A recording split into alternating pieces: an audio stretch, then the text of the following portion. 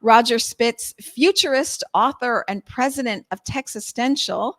I want to thank you for being with me today. Would you agree that there are, like, science does model outcomes and options, and so there is kind of some industries already do a lot of strategic foresight thinking? I guess that's what I'm saying.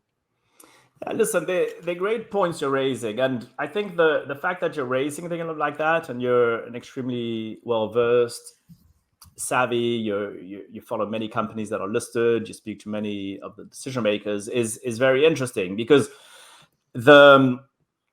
what you're describing is indeed the way some of these topics are perceived and addressed by much of the world.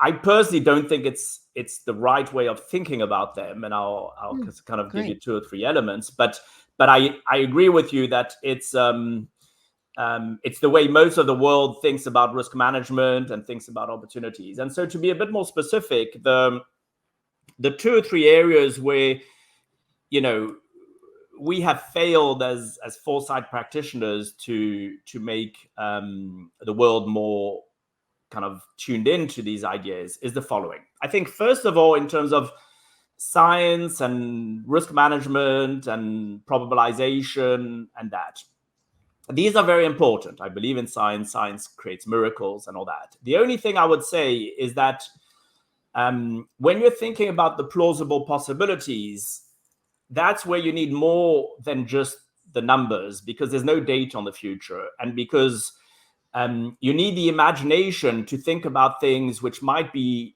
disconnected from everything you currently know. And the other element about the probabilization and the big models and that is that it relies on stable and known parameters. That is why the Fed had no idea and still has no idea about what inflation would be, etc., because these are fundamentally predictable. So to try and modelize uncertainty doesn't work for complex, dynamic, unpredictable systems, which is the world. And the fact that it's worked quite often for decades, and from time to time you have a 2000 crash and then a 2008 financial crash, and then we go back to normal.